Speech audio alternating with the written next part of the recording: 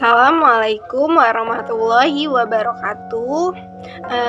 Perkenalkan, nama saya Noni Asomat, NPM 1931080341, semester 4 dari Prodi Psikologi Islam. Nah, jadi di sini udah lama nggak pernah buat video, udah setahun yang lalu terakhir upload video, dan sekarang bakal upload video lagi. Tapi kali ini videonya tentang pembelajaran mata kuliah filsafat Islam. Di sini saya bakal presentasi tentang pemikiran Al-Ghazali tentang filsafat Islam, mengenai pemikiran Al-Ghazali. Jadi pantau aja terus nyampe akhir. Nah, di pemikiran Al-Ghazali ini kita bakal bahas nih 4 pembahasan. Nah, yang pertama itu udah pasti tentang biografi Al-Ghazali. Bagaimana tuh biografinya, perjalanan hidupnya gitu. Terus yang kedua itu tentang karya-karya Al-Ghazali. Apa aja sih karya-karya Al-Ghazali itu? Terus pembahasan yang ketiga itu ada pandangan Al-Ghazali tentang filsafat. Bagaimana sih Al-Ghazali ini memandang filsafat. Lalu yang keempat itu tentang filsafat metafisikanya Al-Ghazali. Nah, untuk mempersingkat waktu, kita langsung aja masuk pembahasan yang pertama. Tetap stay itu nyampe akhir ya. Semoga bermanfaat. Nah, pembahasan yang pertama itu kita langsung masuk aja, yaitu tentang biografi Al-Ghazali. Biografi Al-Ghazali. Al-Ghazali mempunyai nama lengkap yaitu Abu Hamid Muhammad ibnu Muhammad Al-Ghazali Al-Tusi, yang bergelar Hujjatul Islam. Dia dilahirkan di Tusi, sekarang dekat Mashhad, salah satu daerah Khurasan, sekarang masuk wilayah Iran, pada tahun 450 Hijriah. Lalu di tempat kelahirannya ini, Al-Ghazali ini mendirikan madrasah fikih. Madrasah ini khusus untuk mempelajari ilmu hukum dan membangun asrama untuk melatih para sufi belajar ilmu tasawuf. Di Tush ini, Al-Ghazali menghabiskan sisa hidupnya sebagai pengajar agama dan guru sufi, di samping mencurahkan diri dalam peningkatan spiritual. Al-Ghazali meninggal pada hari Senin, tanggal 14 Jumadil Akhir 505 Hijriah, bertepatan dengan tanggal 18 Desember 1111 Masehi, dalam usia 55 tahun. Sedikit tambahan, ayah Al-Ghazali ini adalah seorang yang salih dan seorang wirai. Dia itu tidak memakan sesuatu kecuali dari hasil pekerjaannya sendiri. Ayahnya Al-Ghazali ini bekerja sebagai memintal benang wol dan menjualnya di tokonya di Tus. Dengan kehidupan yang sederhana, ayahnya menekuni sufi dan menjadi ahli tasawuf yang hebat di tempatnya. Ketika ayah Al-Ghazali ini sakit keras, sebelum ajalnya tiba, ayahnya ini sempat berwasiat kepada sahabat dekatnya, seorang ahli sufi yang bernama Ahmad bin Muhammad Al-Rozakani, agar dia bersedia mengasuh Imam Al-Ghazali dan saudaranya yang bernama Ahmad. Nah, Imam Al-Ghazali ini sejak kecil ini dia tuh mula-mula belajar berbagai keilmuan di Tusi pada Syekh Ahmad bin Muhammad Al-Razakani, orang tua asuh Al-Ghazali setelah ayah kandungnya itu meninggal. Nah, kemudian ia tuh berpindah jurusan untuk menimba ilmu pada Imam Abi Nasar Al-Ismaili.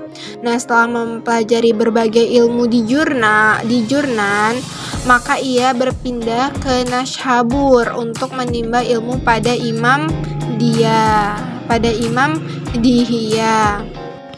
al-Din al-Juwaini yang dikenal dengan sebutan Imam Haramain. Dia itu direktur Madrasah Al-Hizamiyah ketika itu.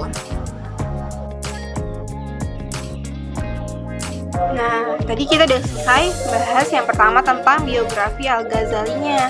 Sekarang kita lanjut ke pembahasan yang kedua. Nanti kalau yang pembahasan ada yang mau ditanyain bisa di komentar di bawah sini. Nah, sekarang kita pembahasan yang kedua yaitu tentang karya-karya Al-Ghazali.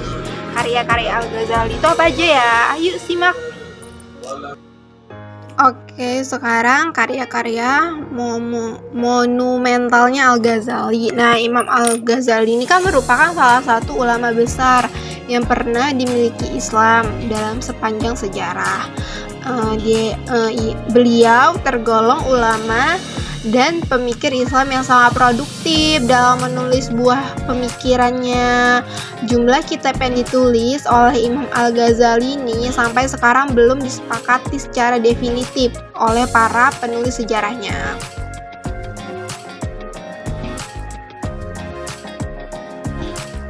Nah, karya-karya Imam Al-Ghazali ini juga meliputi bidang keilmuan yang populer pada zamannya, yaitu ilmu kalam, tafsir Al-Quran, usul fikih, tasawuf, mantik, fikih, filsafat, dan lainnya.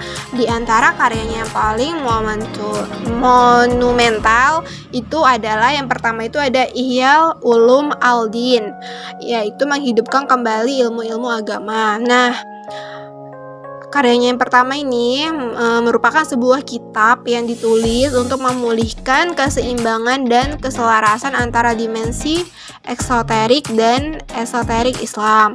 Nah, kitab ini dikarang Al-Ghazali selama beberapa tahun dalam keadaan berpindah-pindah antara Damaskus, Baitul Maqdis, Makkah, dan Tus. Nah, kitab ini merupakan perpaduan dari beberapa disiplin ilmu, diantaranya fikih, tasawuf, dan filsafat. Lalu yang kedua ada Maqasid al-Falasifat, tujuan-tujuan para filosof. Nah, dalam kitab ini berisi tentang ringkasan ilmu-ilmu filsafat, dijelaskan juga ilmu-ilmu mantik, fisika, dan ilmu alam. Menurut Dunya, karya Al-Ghazali ini memaparkan tentang 3 persoalan pokok dalam filsafat Yunani, yaitu logika, metafisika, dan fisika, dengan bahasa yang sederhana, sehingga kitab ini dapat memudahkan para pemula yang mengkaji filsafat Yunani dengan susunan yang sistematis dan bahasanya yang sederhana serta mudah dicerna. Lalu yang ketiga ada Tahafut al-Falasifah, yaitu keracunan pemikiran para filosof. Nah, dalam kitabnya ini Al-Ghazali mengemukakan tentang pertentangan kontradiksi yang ada di dalam ajaran filsafat, baik pada masa klasik maupun filsafat yang dikembangkan oleh filosof muslim seperti Ibnu Sina dan Al-Farabi, serta dijelaskannya juga ketidaksesuaian dengan akal. Dalam kitab ini, Imam Al-Ghazali menunjukkan beberapa kekeliruan dan keracunan pemikiran para filosof Yunani, terutama Aristoteles dan para pengikut mereka, seperti filosof muslim Al-Farabi pada tahun 950 Masehi dan Ibnu Sina pada tahun 1037 Masehi. Lalu yang keempat ada Al-Munqidh min Al-Dahal, sang penyelamat dari kesehatan. Karya Al-Ghazali yang satu ini merupakan autobiografi atau sejarah kehidupannya yang memuat perkembangan intelektual dan spiritual pribadinya. Dalam karyanya ini, Al-Ghazali juga mendeskripsikan tentang penilaiannya terhadap metode para pencari kebenaran, jenis macam pengetahuan, dan epistemologinya. Nah, Imam Al-Ghazali dalam pendahuluan kitabnya itu menyatakan bahwa motivasi yang mendorongnya menulis buku ini adalah untuk memenuhi permintaan saudara seagama yang meminta agar ia menyampaikan pendapatnya tentang kebenaran dan kekeliruan ilmu-ilmu yang di dalamnya, serta pengalaman-pengalaman pribadinya dalam mencari kebenaran. Terus yang kelima ada karya lainnya di bidang filsafat, yaitu logika dan ilmu kalam. Antara lain itu ada Miyar al-Ilmi atau standar ilmu, terus modernisasi dalam berkeyakinan, terus ada Mahku an-Nadhar, yaitu uji pemikiran dalam bidang mantik. Terus yang keenam yaitu ada karya Al-Ghazali lainnya yang di bidang ilmu agama, itu ada Juwahir Al-Quran atau mutiara-mutiara yang terkandung dalam Al-Quran.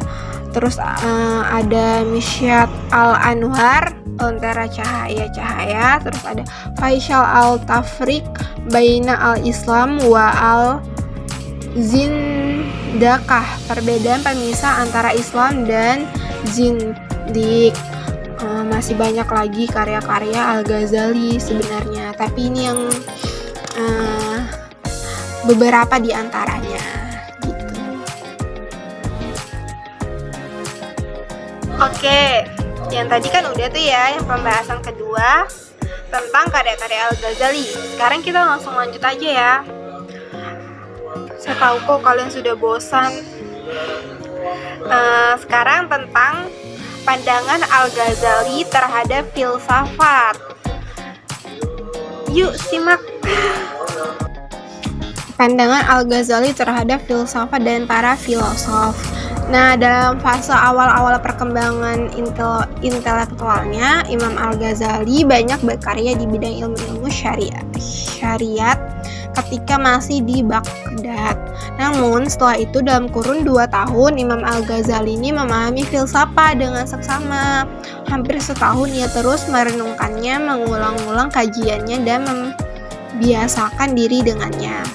Di samping meneliti kebohongan dan penyelewengan yang terkandung di dalamnya, pada saat itulah Imam Al-Ghazali menyikapi pemalsuan dan tipuan-tipuan serta membedakan unsur yang benar dan yang cuma khayalan dalam Al-Munqidh min Al-Dahal. Al-Ghazali memberikan klarifikasi filosof sekaligus memberikan penilaian vonis kekafiran pada mereka. Yang pertama, pengikut ateisme. Nah, kelompok ini merupakan golongan filosof yang mengingkari Tuhan yang mengatur alam ini dan menentang keberadaannya. Mereka mempunyai dugaan kuat bahwa alam telah ada dengan sendirinya tanpa campur tangan Tuhan. Terus yang kedua ada pengikut faham naturalisme. Nah, golongan ini mereka termasuk golongan filosof yang setelah sekian lama meneliti keajaiban hewan dan tumbuh-tumbuhan dan menyaksikan tanda-tanda kekuasaan Tuhan, akhirnya mereka mengikuti keberadaannya. Namun karena terlalu meneliti alam, mereka terkesan dengan watak biologis hewan yang memiliki pengaruh terhadap daya-daya indrawi mereka. Akibatnya mereka pun berpendapat bahwa daya pikir manusia tergantung pada watak biologisnya, dan ketika watak biologisnya hilang, maka hilang pula lah daya pikirannya. Gitu. Terus yang ketiga itu penganut filsafat ketuhanan. Nah, mereka adalah golongan filosof yang percaya kepada Tuhan. Mereka para filosof Yunani seperti Socrates, Plato, dan Aristoteles, serta orang-orang yang mengekor pada pemikiran mereka. Nah, kelompok Ilahiyun ini pada garis besarnya membantah dua kelompok pertama tadi. Nah, Al-Ghazali lebih lanjut menyatakan bahwa Aristoteles pada masa berikutnya menolak dan menyanggah dengan tegas pandangan Plato dan Socrates beserta pendahuluannya yang mengikuti filsafat ketuhanan, sehingga ia keluar dari ruang lingkup mereka. Dalam Tahaful Al-Falasifa, Al-Ghazali memandang para filosof telah melakukan kerancuan Setidaknya ada masalah yang menyebabkan para filsuf ini menjadi ahli al-bid dan kafir. Dari 20 persoalan ini, Al-Ghazali menegaskan bahwa para filsuf menjadi kafir karena 3 masalah. Yang pertama, para filsuf yang berpendapat bahwa alam itu qadim, tidak mempunyai permulaan. Ini merupakan pendapat Aristoteles dan pengikutnya. Para filsuf muslim sebelumnya, Al-Ghazali mengatakan bahwa alam ini qadim, sebab qadimnya Tuhan atas alam sama halnya dengan qadimnya ilat atas maulnya. Ada sebab, ada akibat, yakni dari zat dan tingkatan, juga dari segi zaman. Terus yang kedua, pendapat filsuf yang menyatakan bahwa Tuhan tidak mungkin mengetahui hal-hal yang bersifat partikular. Mula-mula pendapat ini dipegang oleh Aristoteles, kemudian dianut oleh para filsuf muslim. Menurut Al-Ghazali, para filsuf muslim ini mempunyai pemahaman bahwa Allah hanya mengetahui zatnya sendiri, dengan alasan alam ini selalu terjadi perubahan-perubahan. Jika Allah mengetahui rincian perubahan tersebut, hal itu akan membawa perubahan pada objek. Ilmu tidak membawa perubahan pada ilmu, karena ilmu berubah tidak membawa perubahan pada zat. Dalam artian, keadaan yang mempunyai ilmu tidak berubah. Kemudian Al-Ghazali memberikan sebuah ilustrasi, sebagaimana halnya kalau ada jasmani dan moralitas jiwa individu. Para filsuf muslim sebelum Al-Ghazali berpandangan bahwa akan dibangkitkan dari alam kubur menuju akhirat nanti adalah rohani semata, sedangkan jasmani akan hancur lebur. Menurut mereka akan merasakan kebahagiaan atau siksaan adalah rohani semata. Al-Ghazali dalam mengkritik pendapat para filsuf tersebut lebih banyak bersandar pada artikel tekstual Al-Quran yang menurutnya tidak ada alasan untuk menolak terjadinya kebahagiaan atau kesengsaraan fisik dan rohani secara bersamaan. Allah Maha Kuasa menciptakan segala sesuatu dan untuk itu tidaklah ada keraguan sedikit pun. Allah akan mengembalikan rohani pada jasmani di akhirat nanti. Lebih lanjut, Al-Ghazali menegaskan bahwa kekalnya jiwa setelah mati tidak bertentangan dengan ajaran Islam. Bahkan terdapat beberapa hadis yang menyebutkan bahwa roh-roh manusia merasakan adanya kebaikan atau siksa kubur dan lainnya. Semula itu sebagai indikasi adanya kekekalan jiwa, sementara itu kebangkitan jasmani secara eksplisif menegaskan bahwa syarah agama dengan arti jiwa mengembalikan pada tubuh, baik tubuh semula maupun tubuh yang lain atau tubuh yang baru dijadikan. Oke, tadi dia pandangan-pandangan Al-Ghazalinya. Sekarang kita lanjut nih ke pembahasan terakhir. Udah ngantuk semua ya? Udah gak apa-apa. Ini kan pasti skip kan, gak pengen tonton sampai habis. Sekarang kita masuk pembahasan yang terakhir, yaitu tentang filsafat metafisikanya Al-Ghazali. Simak-simak. Filsafat metafisika Al-Ghazali. Dalam Al-Munqidh, Al-Ghazali telah mengklasifikasikan filosof menjadi 3 kelompok di atas. Setelah itu, Al-Ghazali mencoba mengalihkan perhatian pada pembagian ilmu-ilmu mereka dari segi tujuan yang ingin dicapai. Dan pandangannya, Al-Ghazali menggolongkan ilmu-ilmu tersebut menjadi 6 kelompok, yaitu matematika, logika, fisika, metafisika, politik, dan etika. Nah, di antara menjadi fokus di sini adalah metafisikanya. Berbicara metafisika tidak bisa lepas dengan masalah ketuhanan atau ilahiyat. Madkur menyebutkan bahwa dalam masalah ketuhanan, Al-Ghazali banyak mengikuti dan membentengi aliran Asy'ariyah.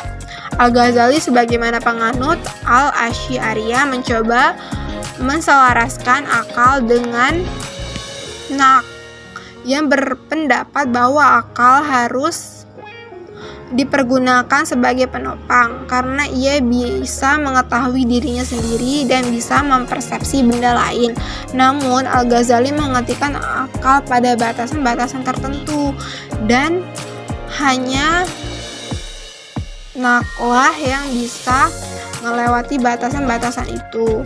Meskipun demikian, menurut Ali, argumen-argumen yang telah dibangun Al-Asy'ariyah mengenai konsep ketuhanan lebih mendekati pada argumentasi yang bersifat filosofis daripada argumentasi agamis. Oleh karenanya, Al-Ghazali kemudian mencoba kepada jalan lain yang dianggapnya lebih agamis, yaitu menempuh jalan tasawuf.